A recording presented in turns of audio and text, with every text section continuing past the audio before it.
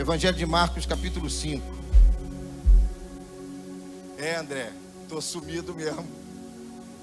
Não, pastor? Tô sumido mesmo. Não? Tô sumido mesmo, André. Não, né? Isso é ausência. Tá bem? Mas tamo junto. Evangelho de Marcos, capítulo de número 5.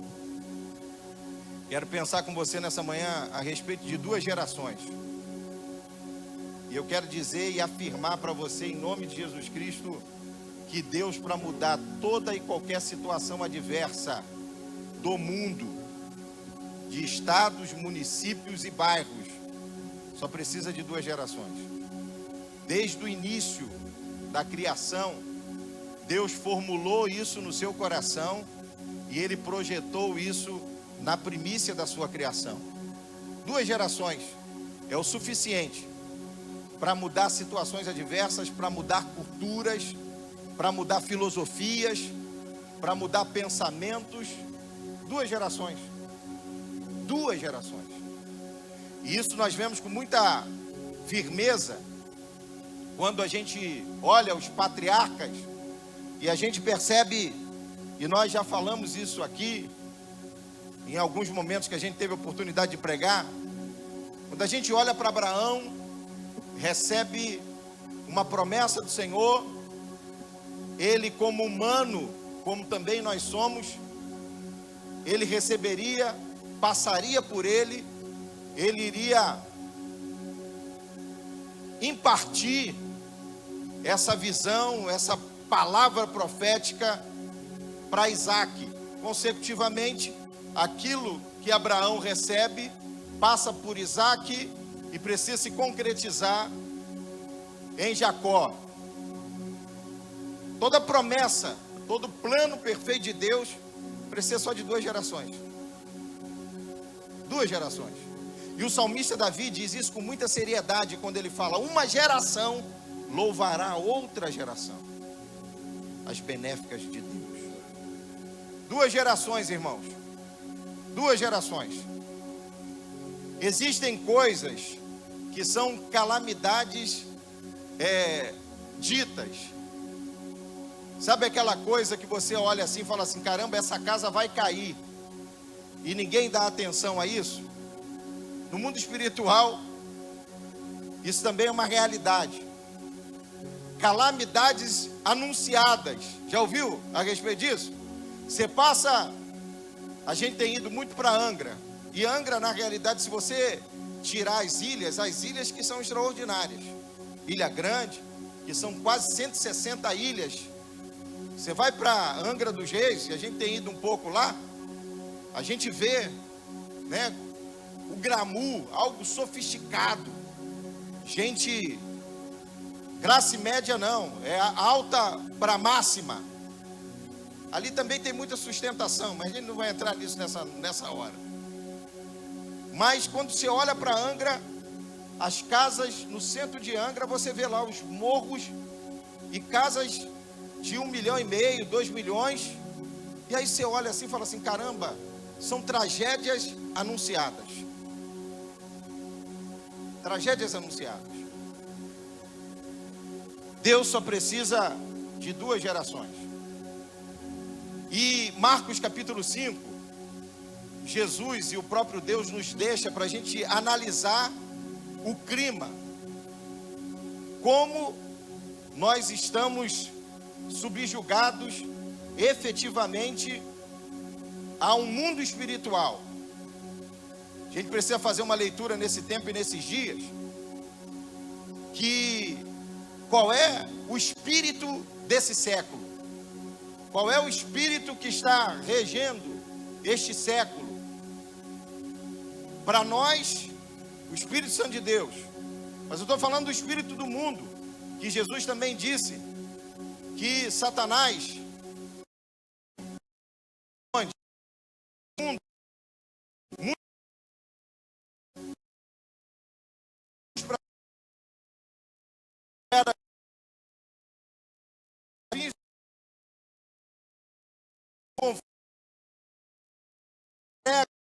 a essa palavra profética, Jesus. Nesses confins está aqui a primeira igreja batista de Vigário Geral, aonde Deus precisa equipar, através de Jesus Cristo e do Espírito Santo, cada um de nós, para essa guerra espiritual. O apóstolo fala isso. Fala.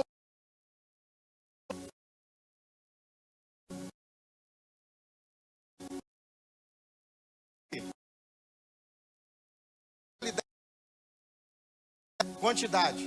Nunca a quantidade, meu irmão, é uma expressão de qualidade mediante as pessoas pelas quais estão ali.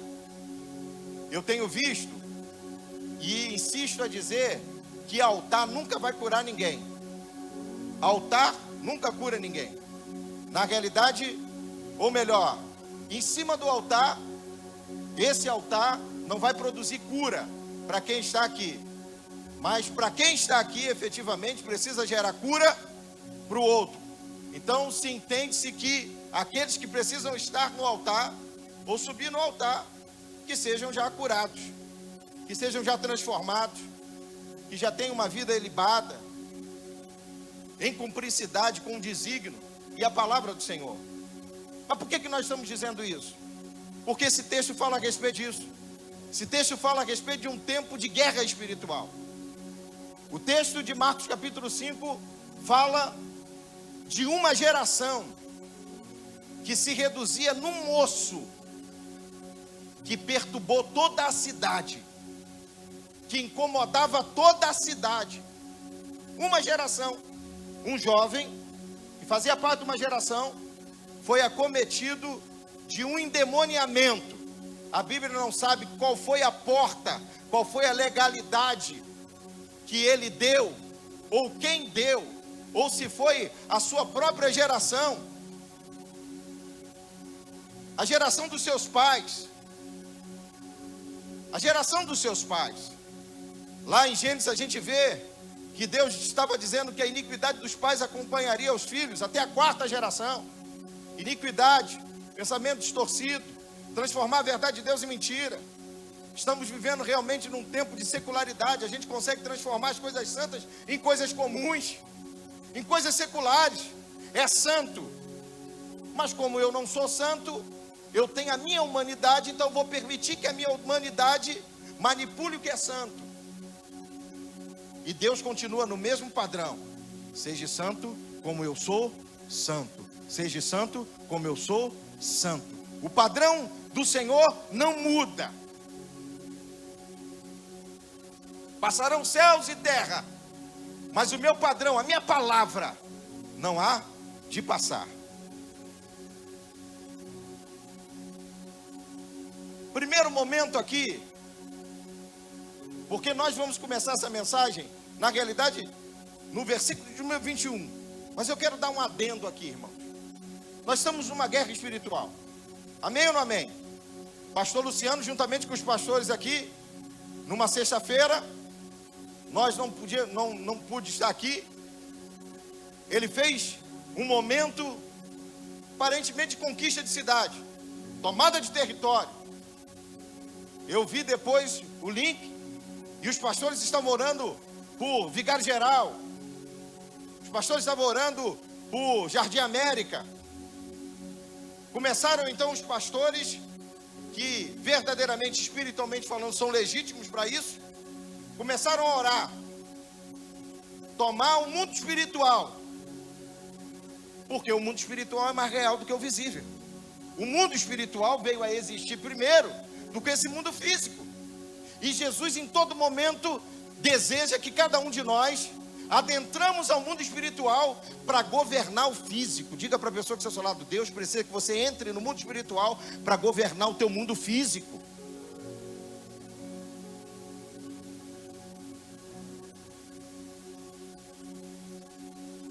E aqui nós vemos isso. E aqui em cima desse altar, irmãos, Deus me deu o entendimento dessa palavra de Marcos capítulo 5. Um adendo. Nós vemos um menino que estava endemoniado, um menino que perturbava toda a cidade, sim ou não? Vocês não sabem desse texto? Do endemoniado gadareno, irmãos? Amém ou não amém? Não é isso? Ele perturbava todos ali, Jesus então vai à cidade de Gadá. Jesus já cumpre, a Bíblia se cumprindo em Jesus. A palavra de Deus fala que aonde nós colocaríamos os pés, aquele lugar se tornaria o quê? Santo. Por que aqueles lugares se tornariam santos? Por quê, irmãos? Por que esses lugares que nós passamos, se tornaria santo? Por que aquele lugar se tornaria santo? Porque aquele que pisa é semelhante àquilo que faz. Aquele que pisa tem que ser semelhante àquilo que se manifesta. Tem que ter propriedade nisso. E Jesus tinha. Jesus era santo, ele era separado para aquilo pelo qual ele foi designado a fazer e a viver. Jesus pisa naquele lugar. E o demônio daquele menino se agita dentro dele, porque era uma legião de demônios.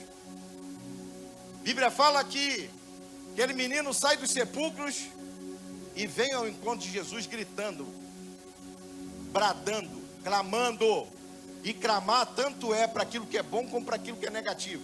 Clamar significa trazer para próximo de você alguém que é mais valente ou forte, para te socorrer. Então, com certeza ali, naquele momento, será que ele estava gritando por Satanás? Se manifesta. E a Bíblia diz que ele se prostra. Todos os joelhos se dobrarão e toda língua confessará que ele é o Senhor. O diabo reconhece e adora Jesus, não por aquilo que ele estava fazendo, mas por aquilo que ele representava. Magnânimo, magnífico, excelso, Emanuel, Deus conosco. A gente vê isso. Até que aquele menino chega, e eu acredito que aquela situação foi uma situação involuntária. Ele não escolhe abrir aquela legalidade da sua própria vida para carregar dentro de si uma legião de demônios, irmão. Mas a Bíblia fala que nos deixa esse exemplo. O mundo espiritual aqui está manifesto. Como a gente vai lutar nesse mundo invisível, mas real, e que nós precisamos ser espirituais para adentrarmos a esse mundo espiritual e governarmos o nosso mundo físico. Apóstolo Paulo diz isso para a gente, lá em Éfeso capítulo 6. Vai comigo lá, Éfeso capítulo 6. Se tiver aí, bota para mim. Éfeso capítulo 6.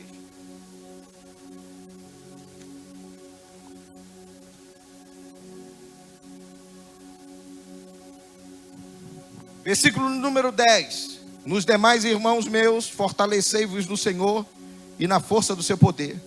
Revesti-vos de toda a armadura de Deus, para que possais estar firmes contra as astutas ciladas do diabo.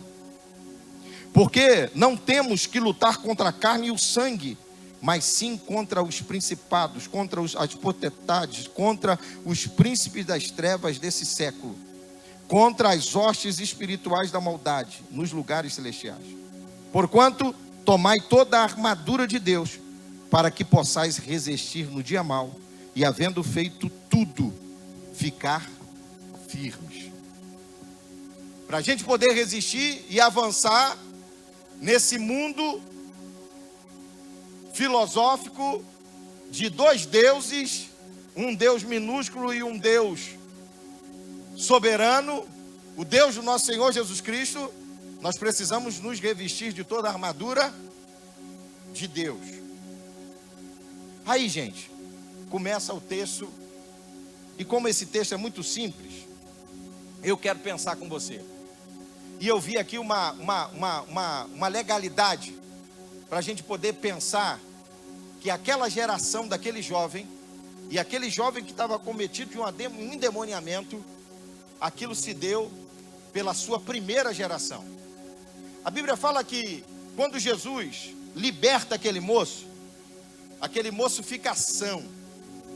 Aquele moço são como ficou, ele deseja estar com Jesus, ir para onde Jesus fosse. Jesus então diz para ele: olha, vai para a tua casa. Jesus manda aquele moço que fazia parte de uma geração ir para a casa dele, para manifestar aquilo que ele recebeu como sobrenaturalidade e mudança imediata na sua vida. E aquele moço vira um missionário. Ele começa a pregar o evangelho em Decápolis. Ele começa a pregar o evangelho, as boas novas, aquilo que ele experimentou, aquilo que ele vivenciou. Mas Jesus disse para que ele fosse para casa. E com certeza ele vai para casa e consecutivamente ele cumpre um propósito eterno do Senhor. Mas a Bíblia fala também que aquela cidade pede para que Jesus saísse dos territórios dele. Eu percebo que essa é a legalidade. Uma primeira geração pede para que Jesus saísse dos territórios, porque eles tinham visto o que tinha acontecido com os seus porcos. Aquela legião pede para Jesus, para que quando eles saíssem e possuíssem o que, gente? Os porcos. E os porcos se lançaram aonde? Num penhasco. Aquela geração de pais, vem aquela situação e pedem para que Jesus se retirasse dos teus termos. Meu irmão, está a chave. Da mesma forma que Deus precisa de 2 gerações para mudar tudo, o diabo também usa 2 gerações para bagunçar tudo. Uma primeira geração são pais que não têm a plena conhecimento do Cristo, a quem eles precisam se devotar.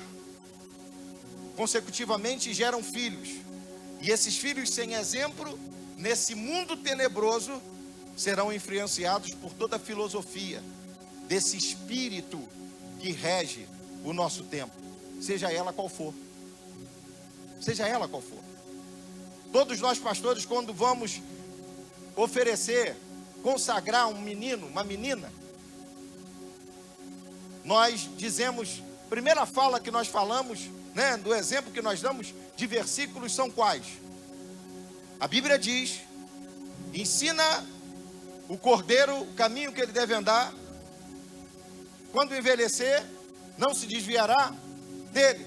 Não tem como ensinar sem estar, não tem como ensinar sem ter experiências extraordinárias e tremendas. E Jesus aqui nessa guerra espiritual, irmãos, ele faz isso. E aí a gente vai defragmentar nessa manhã o entendimento de Jesus curando gerações. Curando gerações. E aí aqui, no versículo de número 21, de Marcos, capítulo 5, nós vemos o seguinte, e eu quero que você leia comigo ou ouça, amém? E passando Jesus outra vez no barco para o outro lado, ajuntou-se a ele uma grande multidão, e ele estava junto do mar. E eis que chegou um dos principais da sinagoga, por nome Jairo, e vendo-o, o prostrou-se aos seus pés. E rogava-lhe muito, dizendo: minha filha está moribunda, rogo-te que venhas e lhe imponhas as mãos para que sare e viva. E foi com ele e seguia-o uma grande multidão que o apertava. E certa mulher que havia 12 anos tinha um fluxo de sangue, o que havia padecido muito com muitos médicos e despendido tudo quanto tinha, nada lhe aproveitando, isso antes indo a pior. Ouvindo falar de Jesus, veio por detrás entre a multidão e tocou a sua veste, porque dizia: se tão somente tocar as suas vestes, sararei. E logo se lhe secou a fonte do seu sangue, e sentiu no seu corpo está já curada daquele mal. E logo Jesus, conhecendo que a virtude de si mesmo saíra, voltou-se para a multidão e disse: quem tocou as minhas vestes? E disseram-lhes os seus discípulos: vês que a multidão te aperta e dizes: quem me tocou? E ele olhava em redor para ver o que isso fizera. E então a mulher, que sabia o que lhe tinha acontecido, temendo e tremendo, aproximou-se e prostrou-se diante dele e disse-lhe toda a verdade. E ele disse: filha, a tua fé te salvou, vai em paz e ser curada deste mal. E estando ele ainda falando, chegaram outros dos principais da sinagoga, quem disseram: a tua filha está morta, para que enfadas mais o mestre? E Jesus, tendo ouvido essas palavras, disse ao principal da sinagoga: não temas, crê somente. E não permitiu que alguém o seguisse, e a não ser Pedro, Tiago e João, irmão de Tiago. E tendo chegado à casa do principal da sinagoga, viu o alvoroço e os que choravam muito e pranteavam. E entrando, disse-lhes: por que vós alvoroçais e chorais? A menina não está morta, mas dorme. E riam-se dele. Porém ele, tendo-os feito sair, tomou consigo o pai e a mãe da menina e os que com ele estavam, e entrou onde a menina estava deitada. E tomando a mão da menina, disse-lhe: Talita cumi, que traduzido é: menina, a ti te digo, levanta-te. E logo a menina se levantou e andava, pois já tinha 12 anos. E assombraram-se com grande espanto, e tomando-lhes expressamente que ninguém soubesse, disse-lhe: dessem de comer. Preste atenção aqui. A gente lê o texto e a gente vai caminhar, que a gente tem 5 minutos e eu vou terminar essa palavra nesse tempo. A gente vê duas situações adversas, aparentemente adversas mesmo, uma linha tênue, porque as duas se manifestou para elas a sobrenaturalidade de Jesus. Mas o que tem de idêntico aqui é o tempo. A mulher enferma por 12 anos. A menina morre com 12 anos. O número 12 no pitarom judeu significa ordem. É um número de governo. É um número de estar pronto, preparado para. É um número para avançar. É um número para estabelecer. É um número para fundamentar. Aí você pega a infância na área da psicologia, da psicanálise, da psiquiatria, diz que a infância de um menino ou menina vai até os 11 anos de idade. Também a gente entende que na área da psicanálise ou psicologia, a gente vê que o caráter, a formação do caráter de um indivíduo até os 7 anos. É por isso que o diabo, nesse tempo e nesses dias, tem fomentado em atingir as nossas crianças nesse tempo, nesse período. Caráter significa marca registrada. Então as crianças estão sendo marcadas no seu negativo, naquilo que é de ruim, naquilo que é falta de exemplo, naquilo que é falta de decência, naquilo que é falta de moral. E aí elas crescem, né? O caráter se fecha para isso. E aí a partir dos 8 anos de idade ela começa a desenvolver. Ela começa a desenvolver se os pais são violentos, se os pais não dão exemplo, se os pais são imorais, se os pais são blasfemos. Eles começam a desenvolver isso. Isso é um ponto. Para a mulher, efetivamente, os 12 anos em que ela estava enferma, é uma expressão de perder tempo. Perder o controle da sua vida.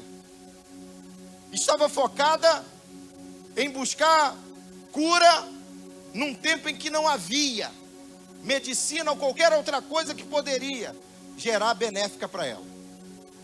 Jesus então sai daquela situação do gadareno e andando um sacerdote, um homem da lei, conhecedor dos princípios, um homem de fé, vai ao encontro de Jesus e a mesma condição, ele se prostra, adora, reconhecimento, amém? E aí então ele avança nisso e fala: vai na minha casa, só impõe as mãos, em outras palavras, a tua autoridade vai curá-la. O problema ali não era a cura, o problema ali é que ela realmente morreu. A questão ali era reviver. E aí a gente precisa entender, olha, assim com muito respeito para a pessoa que está do seu lado, e diga assim: há muitas pessoas nesse tempo que estão morrendo fora do tempo. Porque se era da vontade de Deus que aquela criança morresse, para que Jesus ia ali reviver? E a Bíblia diz que o pecado, a iniquidade, acelera o quê? Acelera a morte. por isso que uma das graças que o Senhor deu para a sua igreja é reviver o quê? Mortos. Ide, entrai nas aldeias, curai os enfermos, expulsai os demônios e reviveis o quê? Os mortos. Uma igreja sobrenatural que vai caminhar no princípio de 2 gerações. Preste atenção aqui que a gente vai finalizar. Jesus então, nesse caminho para a casa de Jairo, um homem temente a Deus, cheio de fé, uma mulher com 12 anos que sofria daquele fluxo de sangue, toca nela, amém? Todo mundo já sabe isso. Ela foi curada. Aquela mulher fazia parte de uma geração, irmãos. Jesus estava, em todo momento da vida de Jesus, Jesus teve foco.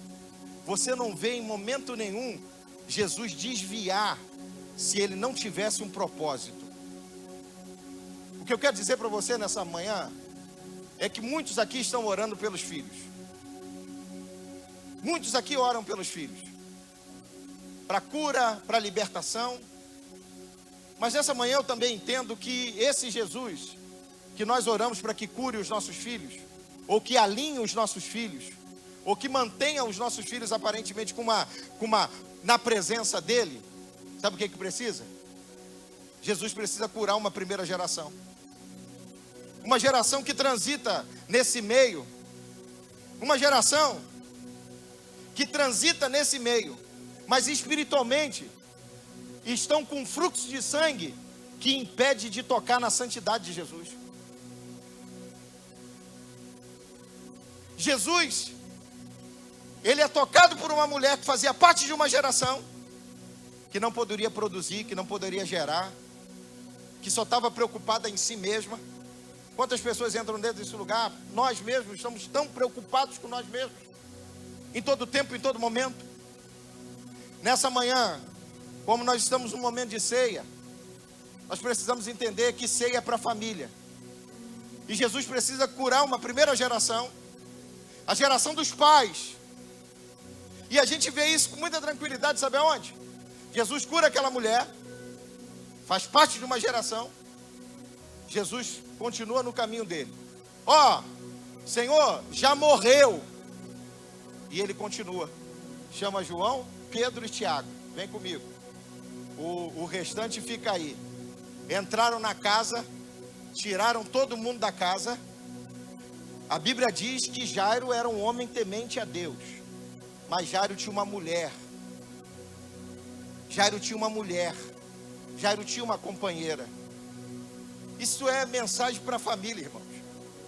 Jesus pega, entra no quarto onde a menina estava morta, tira todo mundo, pega a mãe da menina, entra com o pai e diz: Talita cumi, levanta e anda. Deus está nos chamando nessa manhã para quem precisa de cura, cura. Porque essa primeira geração, ou melhor, essa segunda geração que vem após nós, elas só vão ser curadas e só vão cumprir um propósito a partir do momento que realmente estivermos curados em Cristo Jesus. Os filhos andam, os filhos se movimentam, mas eles não cumprem um propósito. Os filhos têm talentos. Os filhos são dotados, irmãos, de um talento extraordinário, mas não cumprem um propósito. São como talitas. Estão mortos para aquilo que efetivamente Deus precisa que eles manifestem, que eles vivam. Deus só precisa de 2 gerações. A minha geração, pela qual você também, que tem aí o top da minha idade, nós precisamos rever a nossa situação e pedir cura. Cura daquilo que não nos permite sermos mais fervorosos, não no meio religioso, mas para Deus. Para Deus. Quando chega em Talita cumi, a gente vê o casal, uma geração olhando para outra geração morta, sem vida. Jesus identifica que para momentos extraordinários, para ativação de propósitos, para ele precisa haver unidade do casal, cumplicidade em Jesus. Acontecendo isso, de uma forma muito simples, Jesus fala: Talita cumi, menina, levanta e ouve vida. Jesus precisa só de 2 gerações para mudar essa bagunça da nossa sociedade. Você que faz parte da geração da mulher do fluxo de sangue, levanta, deseja essa cura, porque através da tua cura você vai gerar vida para essa segunda geração que precisa ser ativada por cada um de nós, porque essa é a vontade do Senhor. Nós estamos em guerra, irmãos. Nós estamos em guerra. Nós estamos num mundo em que não pertence a Satanás, mas ele tem adquirido o direito, porque há muitas pessoas que estão criando porcos e que não desejam mais se sujeitar ou se submeter à santidade de Jesus, aos ensinamentos de Jesus. Há muitos filhos perturbados nesse tempo, porque a primeira geração não reconhece Jesus como Senhor, como Salvador, como o único que abre os nossos olhos, para que nele e por ele e através dele a gente consiga ter a leitura de Jeremias capítulo 1, versículo 5. Antes de ter te formado eu te conhecia, formado te coloquei como profeta sobre as nações. Se apega em Deus em nome de Jesus. Se apega em Jesus em nome dele próprio, para a glória dele. Vamos ficar de pé, eu quero orar por você nessa manhã. Senhor, em nome de Jesus, bendito seja o teu santo nome. Obrigado pela tua palavra. O Senhor é bom, a sua misericórdia dura para todo sempre. Conecta-nos, Senhor. Quebra de nós todo impedimento, quebra de nós todo pensamento forjado, toda resistência pelo poder que há no teu sangue, em nome do teu Filho Jesus Cristo.